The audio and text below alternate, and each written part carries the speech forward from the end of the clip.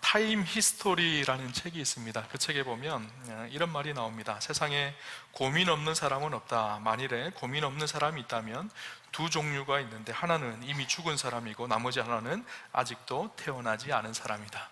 세상에 고민 없이 살아가는 사람은 아무도 없습니다. 다 고민이 있고 저마다의 삶의 스트레스가 다 있죠. 근데 이 스트레스가 자기의 삶의 기준치를 넘어버리면 그때부터 우리의 삶의 위기가 찾아오는 것이죠. 한 기관에서 스트레스를 조사하였습니다. 가장 큰 스트레스를 100이라고 놓고 본다면 사랑하는 배우자의 죽음이 모든 사람에게 가장 큰 100의 스트레스를 준다고 합니다. 그리고 이혼하는 것이 우리에게 73이라는 스트레스를 주고요, 함께 살아야 하는 부부가 별거할 때 65라는 스트레스를 준다고 합니다. 친척의 죽음은 63의 스트레스를 주고요, 자신의 질병은 53의 스트레스를 줍니다. 직장의 실적이 좋지 않을 때는 47의 스트레스를 준다고 합니다. 그런데 이 스트레스의 합이 200이 넘어가 버리면 위기가 찾아오는 거예요. 육신의 병이 생기기도 하고 마음의 병이 생기기도 합니다. 그 마음의 병이 무엇인가 하면 우리가 잘 아는 우울증이죠. 그렇죠? 오늘날 많은 사람들이 이 세상 속에 수많은 스트레스 때문에 우울증에 걸려서 힘들어하고 있습니다. 그런데 우리가 생각해 봐야 될 것 한 가지가 무엇인가 하면, 우리가 많이 생각하는 것 한 가지가 무엇인가 하면, 우울증은 믿음이 없는 사람만 걸린다라고 생각하는 착각이에요. 그런데 그렇지 않습니다. 신실한 믿음의 사람도 우울증에 걸릴 수가 있어요. 성경에 보면 우울증에 걸린 많은 믿음의 사람들의 이야기가 기록되어져 있습니다. 우리가 잘 아는 사도 바울도요, 복음을 전하다가 고난을 당하고 핍박을 당하고 너무너무 힘들어서 뭐라고 고백하는가 하면, 살 소망이 끊어졌고 사형 선고를 받은 줄 알았다, 그렇게 고백을 합니다. 더 이상 살기가 싫다는 거예요. 그죠? 마음에 깊은 다운, 침체가 찾아온 것이죠. 성경에 보면 욥과 예레미야도 보면 뭐라고 고백하는가 하면, 자신이 태어난 날이 없었으면, 차라리 자기가 태어나지 않았으면, 이런 고백을 합니다. 너무 깊은 고난 때문에 힘들고 어려워서 자기가 태어나지 않았으면 좋겠다, 이런 말을 하는 고백이 나와요. 다윗도 시편 33편에 보면 이런 고백을 합니다. 여호와여, 어느 때까지니까 나를 영원히 잊으시나이까? 주의 얼굴을 나에게서 어느 때까지 숨기시겠나이까? 나의 영혼이 번민하고 종일토록 마음에 근심하기를 어느 때까지 하오며, 내 마음에 근심이 가득하여서 하루 종일 온종일 번민하는 이 시간이 계속되고 있다는 거예요. 영적으로 완전히 다운이 되어져 있는 상황이죠. 성경에 나오는 인물들 뿐만 아니라 많은 믿음의 선진들, 믿음의 사람들도 신앙의 우울증, 영적 침체를 경험하는 경우들이 종종 있습니다. 찰스 스펄전 목사님, 최고의 설교가라고 하는 스펄전 목사님, 이분이 20살 때 이 런던에 있는 터버너클 교회에 담임 목사로 부임을 받아요. 당시에 세계에서 제일 큰 교회였거든요. 근데 그 교회 담임 목사로 승승장구합니다. 교회가 날마다 부흥하고 많은 사람들이 그분의 설교를 듣기 위해서 몰려듭니다. 근데 24살에 목회는 아주 성공적으로 하고 계셨는데 우울증이 찾아온 거예요. 그러면서 그분의 전기에 보면 이렇게 기록을 합니다. 나는 어린아이처럼 막 울 정도로 정신 상태가 낮아졌고, 나는 내가 왜 우는지조차도 알 수 없었다. 우울증 증세 때문에 사역도 할 수 없었고 몇 주 동안 설교도 할 수 없었다. 그 탁월했던 설교가가 설교도 할 수 없을 정도로 깊은 우울증이 삶 속에 찾아왔다라는 거예요. 우리가 잘 아는 마틴 루터도 종교개혁 당시에 깊은 침체와 우울증이 찾아와서 굉장히 힘들었다는 것을 이야기합니다. 여러분, 이 우울증은요, 영적 침체는요, 때때로는 믿음이 좋다고 하는 사람들도 비켜가지 못하고 그 영적 침체를 맞을 때가 있는 것이죠. 또 우리가 또 한 가지 생각해야 될 것이 있어요. 영적 침체가 무조건 나쁜 것인가? 라는 질문이에요. 물론 우울증을 일하는 얘기가 아니라, 우울증은 우리를 힘들게 하죠. 그럼에도 불구하고 하나님은 기억해야 될 사실이 있는데, 빛 가운데서도 일하시는 하나님이시지만 어둠 속에서도 일하시는 분이 하나님이시라는 거예요. 우리가 기쁜 일들 속에서도 하나님은 역사하시고 일하시는 하나님이시지만, 때때로 내 인생 속에 깊은 침체가 찾아왔을 때 그때도 여전히 우리 인생 가운데 신실하게 일하시는 분이 하나님이시라는 거예요. 때때로는 어둠의 고통을 만났을 때 우리의 영혼을 하나님은 깨끗하게 하십니다. 자신을 진실하게 내가 어떤 존재인지를 들여다보게 하세요. 두 번째는 우리의 삶이 정화되는 시간이 바로 이 어둠을 통과하는 시간입니다. 하나님을 향한 갈망과 비전이 생기는 시간도 바로 이 어둠을 통과하는 시간이에요. 여러분, 그거 아시죠? 가장 칠흑같이 어두운 시간이 언제인가 하면 아침에 해가 떠오르기 바로 직전에 새벽금이명입니다. 우리 인생 가운데도 어둠을 통과하고 난 이후에 하나님께서 비추어 주실 영광의 밝은 그날이 있다는 것을 우리는 어둠 속에서 발견하는 것이죠. 16세기 수도사였던 십자가의 성 요한이라는 사람이 있습니다. 그분의 원래 이름은 성 마티아 요한인데, 이분이 십자가 아래서 예수님 바라보며 사는 삶을 살았기 때문에 그분의 이름을 십자가의 성 요한이라고 그렇게 불려질 정도로 그렇게 탁월했던 신앙인이었었어요. 그런데 이분이 당시 이 부패해 있던 수도원을 개혁하는 수도원 개혁 운동을 일으킵니다. 그것이 사람들의 눈에 믿게 보여서 결국 그가 톨레도 수도원이라는 곳에 11개월 동안 갇히거든요. 근데 갇힌 곳이 독방인데 빛이 하나도 안 들어오는 캄캄한 방이었었어요. 그래서 낮인지 밤인지도 모를 정도로 캄캄한 그곳에 11개월 동안 갇혀 삽니다. 보통 사람들 같았으면 절망스러워서 죽었겠죠. 근데 그가 그 절망의 깊은 터널을 지나고 나서 그곳을 뭐라고 표현하는가 하면 자신의 영혼의 어두운 밤을 만났다라고 영혼의 어두운 밤이라는 표현을 씁니다. 그리고 나서 그는 그곳에서 하나님을 만났던 이야기들을 기록을 합니다. 그 책에 보면 이런 이야기를 해요. 그 영혼의 어두운 밤은 한 영혼이 하나님과 깊고 친밀한 연합 속으로 들어가기 위해 반드시 통과해야 하는 관문입니다. 우리가 진짜 하나님을 만나는 사람들은 영혼의 어두운 밤을 통과해서 그 속에서 살아계신 하나님을 만나는 사람들, 그들은 진짜 참된 빛 대신 하나님을 만나는 인생의 경험을 한다는 거예요.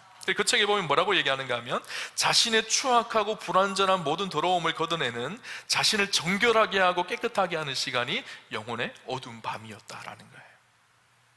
그러면서 하나님은 빛 가운데서도 일하시는 하나님이시지만 동시에 하나님은 어둠 속에서도 일하시는 하나님이시라는 것을 고백을 합니다. 여러분, 우리 인생 가운데도 깊은 어두움이 찾아올 때가 있죠. 악을 골짜기 같은 깊은 어두움이 찾아올 때가 있습니다. 그러나 깊은 어두움의 시간 속에 하나님을 만나면 주님은 그것을 소망의 문으로 바꾸시는 분이 우리 하나님이시죠. 오늘 본문을 통해서요, 우리 인생 가운데 찾아오는 이 깊은 영적 침체를, 그 원인이 무엇이고 우리가 어떻게 그것을 극복할 수 있을지를 좀 함께 믿음으로 나누어 보려고 합니다.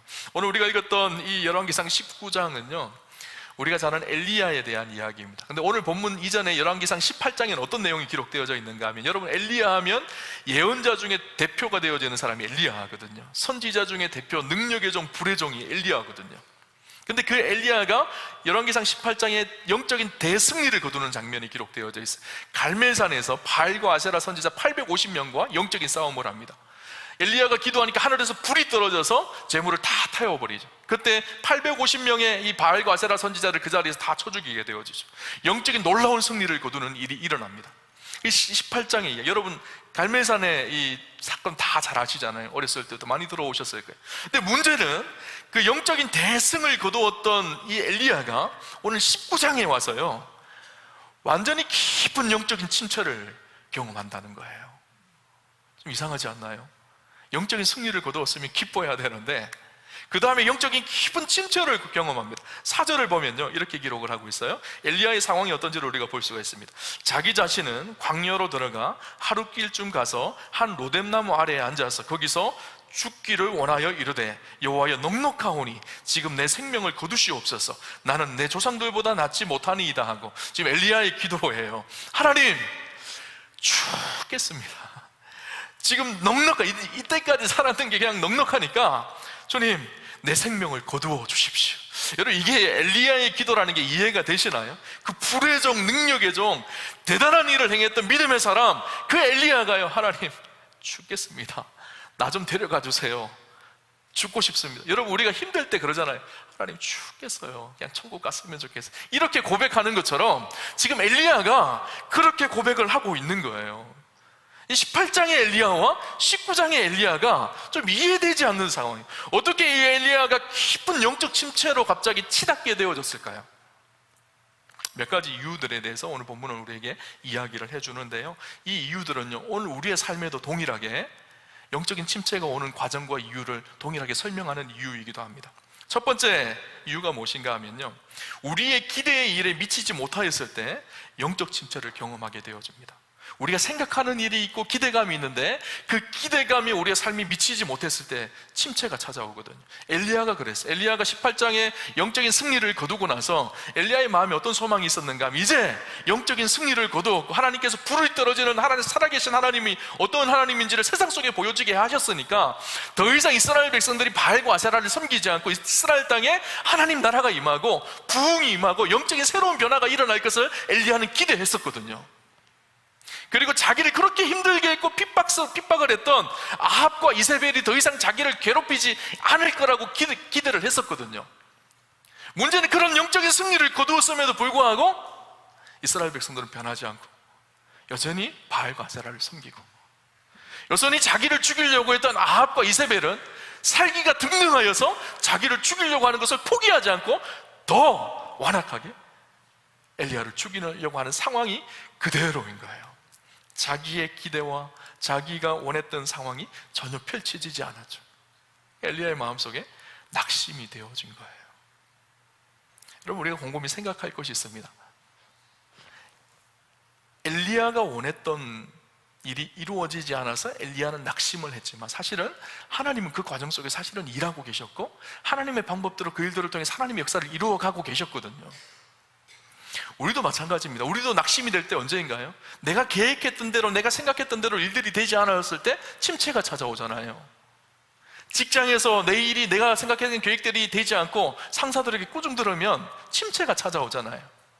내가 사업을 하는데 사업이 내 계획대로 되지 않으면 깊은 침체가 찾아옵니다. 인간관계를 내가 이렇게 했으면 좋겠다 생각을 하는데 인간관계가 내 계획대로 되지 않고 어그러지기 시작하면 침체가 찾아오거든요.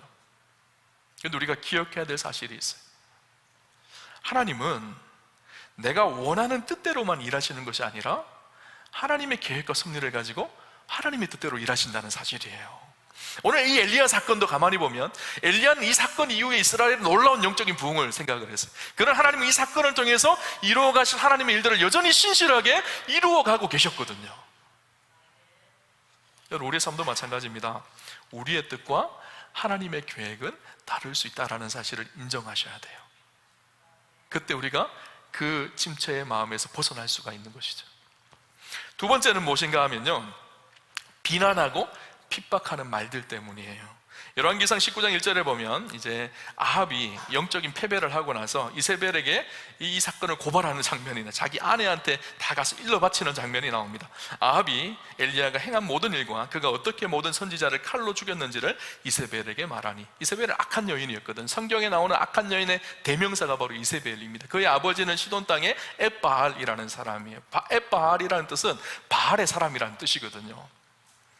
이 이세벨이 악한 여인이었던 이 우상을 숭배하고 바알을 섬겼던 이 여인이 아합과 결혼을 하면서 북이스라엘을 바알을 섬기는 일로 다 물들여 버립니다. 그리고 열왕기상을 쭉 읽어보면 계속 이 여인이 얼마나 악한지를 기록을 하고 있어요. 그러니까 이 아합이요, 그 자기 안에 악한 여인 이세벨의 치마폭에 푹 쌓여져 있는 거예요. 그러니까 이 갈멜산에서 이 이야기를 다 자기 아내 이세벨에게 다 고발을 하고 막 이야기를 합니다.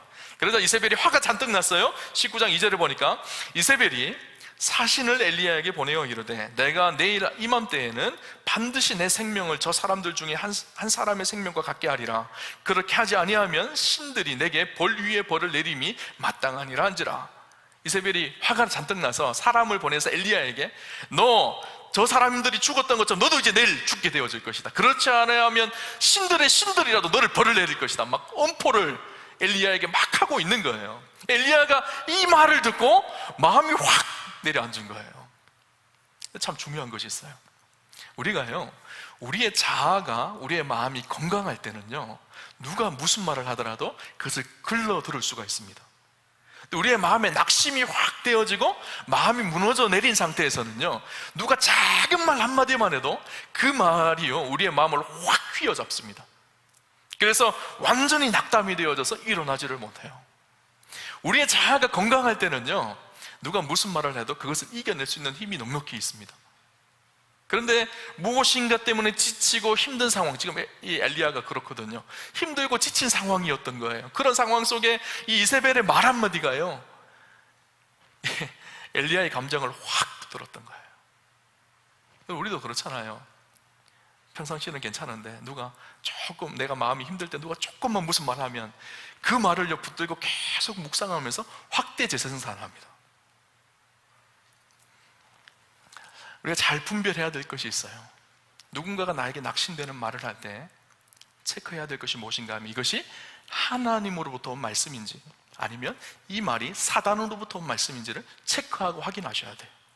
근데 이것이 하나님으로부터 온 말씀이라는 생각이 들면, 확신이 들면 그 말씀대로 내 삶을 적용하고 내 삶을 변화시켜 가야 되겠죠. 근데 이것이 나를 낙심하게 하는 사단의 전략이라는 생각이 들면 어떻게 해야 될까요? 떨쳐버리셔야 돼요. 흘러보내셔야 돼요. 근데 우리의 문제는 무엇인지 아세요? 마음에 새겨야 될 말은 새기지 않고 새기지 않아야 될 말을 마음속에 품고 그것을 묵상한다는 거예요. 우리를 축복하시고 우리를 사랑하시는 하나님의 놀라운 은혜의 말씀은 흘러듣습니다. 그러나 우리를 힘들게 하고 우리를 어렵게 하는, 우리를 낙담하게 하는 말은요, 마음속에 꼭 품어요. 그래서 그것을 확대 재생산합니다. 내 인생은 별 볼 일 없는 인생인가, 내 인생은 안 되는 인생인가 봐, 이렇게 자기 안에 자기를 그 감정 속에 세뇌시킵니다. 그러니까 오늘 엘리야가 어떻게 기도하죠? 죽겠습니다, 죽여주십시오 하나님, 이렇게 기도하는 거예요. 하나님께서 그 기도를 들으셨을까요? 안 들으셨을까요? 안 들으시죠. 안 들으시는 것이 은혜일 때가 있어요. 그죠? 또 세 번째 무엇인가 하면, 우리를 그렇게 침체하게 만드는 것이 무엇인가 하면 피곤하고 지친 육신으로 인해서 우리의 삶에 영적인 침체가 올 수가 있습니다. 우리는 육신의 성정을 가진 사람이거든. 육신의 한계가 있고 연약함이 있습니다.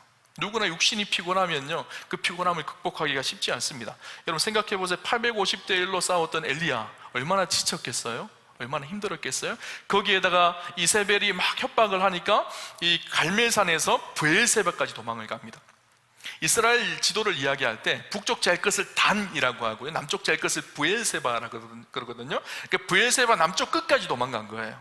갈멜산에서 브엘세바까지 약 200km 정도 된다고 합니다. 그러니까 이세벨을 피해서 열심히 도망간 거예요.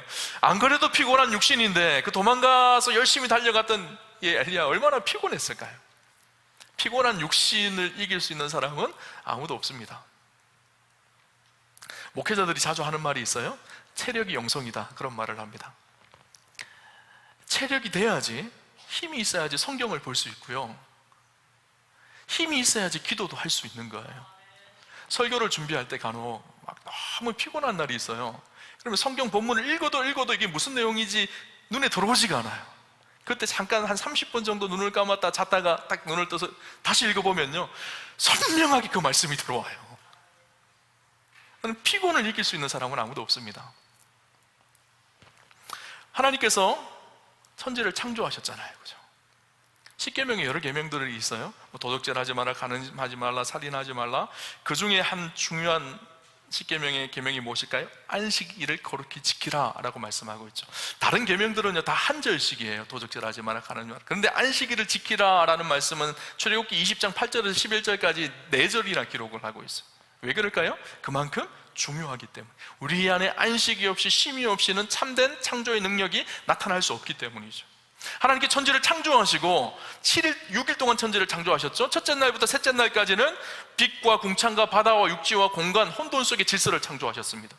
그리고 4일째부터 6째 날까지 해, 달, 별, 새, 물고기, 사람을 만드시고 그 안에 채우시고 완전한 질서를 만드셨어요. 그리고 7일째 뭐 하셨죠? 쉬셨죠. 안식하셨죠. 근데 여러분 이해가 되시나요? 하나님이 쉬셔야 될까요? 하나님은요 피곤치 아니하시는 분이시거든요. 하나님은 곤비치 아니하시는 분이시거든요. 하나님, 나 피곤해 못 살겠어, 그러실까요? 아니에요. 근데 왜 하나님께서 7일째 안식하셨을까요? 쉬셨을까요? 7일째, 많은 성경학자들은 7일째 안식을 창조하셨다고 말씀해요. 그 전까지는 안식이 없었어요. 쉼이 없었어요. 그런데 하나님께서 7일째 쉼을 창조하신 거예요. 우리가 하나님의 사람으로 이 땅을 살아갈 때 힘듦이 있고 어려움이 있기 때문에 그 쉼을 마음껏 누릴 수 있도록, 하나님 안에서 주님을 만나고 참된 쉼을 누릴 수 있는 그 안식을 하나님께서 창조하신 것이죠. 육신을 가진 우리는요 누구나 다 육신의 쉼이 필요합니다. 철인 같은 인생은 아무도 없습니다. 아무리 대단한 사람이라도 쉼이 반드시 필요하죠. 오늘 혹시나 예배 드리시는 분들 중에서 너무 피곤하고 목사님이 무슨 말 하는지도 모르겠고 이런 분들이 있을지 모르겠어요. 간단합니다. 어제 밤늦게까지 텔레비전을 보시거나 열심히 일을 하셨거나 그랬기 때문에요. 그런 분들은요, 오늘 집에 돌아가셔서요, 밤늦게 연속극 보지 마시고 한 8시부터 주무세요. 그럼 내일 6시가 되면 눈이 번쩍 떠여질 것입니다. 새 힘을 얻게 되어질 거예요. 사람은요, 쉼이 필요합니다. 엘리야가 로뎀나무 아래서 자고 먹고 쉬었어요. 하나님께서 그를 회복시키시죠. 네 번째는 무엇인가 하면요, 외로움과 고독함입니다. 오늘 본문 10절을 보면 이렇게 고백합니다. 그가 대답하되 내가 만군의 하나님 여호와께 열심히 유별하오니 이는 이스라엘 자손이 주의 언약을 버리고 주의 제단을 헐며 칼로 주의 선지자들을 죽였음이오며 오직 나만 남았거늘 그들이 내 생명을 찾아 빼앗으려 하나이다. 엘리야가 뭐라고 고백하고 있죠? 오직 나만 남았거늘. 엘리야가 이 감정 속에 꼭 붙들려 있는 거예요. 나만 남았다는 거예요. 나 혼자만 지금 이렇게 씨름하고 있다는 거예요. 너무 고독하고 외롭다는 거예요. 오늘 현대를 살아가는 수많은 사람들의 특징 한 가지가 무엇인가 하면 바로 이 고독함입니다. 외로움입니다. 수많은 사람들을 만나는 것 같지만 날마다 이 고독함 속에 갇혀서 살아갑니다. 저도 주일날 예배를 드리면 많은 분들을 만나요. 얼마나 많은 분들을 만나겠어요. 그래서 주일 설교를 끝나고 주일 일정을 다 끝내고 사무실에 딱 앉아 있으면요, 어떤 때는요 외로움이 확 밀려올 때가 있어요. 고독함이 확 밀려올 때가 있어요. 그러면 어떻게 주체가 안 되는 거예요. 성도들은 저를 보면서 목사님 이번 주 은혜 너무 많이 받았어요. 말씀에 너무 큰 은혜를 받았어요. 그렇게 축복을 해주고 권면을 해주고 너무 감사하긴 하는데 어느 순간 밀려오는 외로움과 고독함에 꽉 붙들릴 때가 있어요. 그런데 그때 그 고독함과 외로움을 풀어버리는 방법 한 가지가 무엇인가 하면 동역자들을 만나는 거예요. 신대원 때 함께 기도하고 함께 공부했던 동역자들이 있거든요. 그래서 그들과 함께 전화도 하고 만나서 커피도 마시고 이야기하면서 그 고독함과 외로움이 풀려질 때가 많이 있어요. 사람은요 혼자 살 수 있는 존재가 아니에요. 사회적 존재거든요. 함께함이 필요한 것이죠. 그렇죠? 그런데 이 엘리야가, 이렇게 절망 속에 있었던 엘리야가 어떻게 이 영적 침체를 극복할 수가 있었을까요? 오늘 성경을 통해서 우리가 두 가지 중요한 메시지를 받을 수가 있습니다. 첫 번째는 무엇인가 하면요, 하나님을 만나고 회복하게 하신 하나님의 세미한 소리를 들어야 한다는 사실이에요. 19장 11절에 보면 이렇게 고백합니다. 여호와께서 이르시되 너는 나가서 여호와 앞에서 산에 서라. 하나님께서 엘리야에게 그렇게 말씀하시면 너는 나가서 여호와 앞에 산에 서라 이렇게 말합니다. 이 산이 어딘가 하면 호렙산이거든요. 하나님의 임재가 있는 산, 하나님의 산을 의미해요.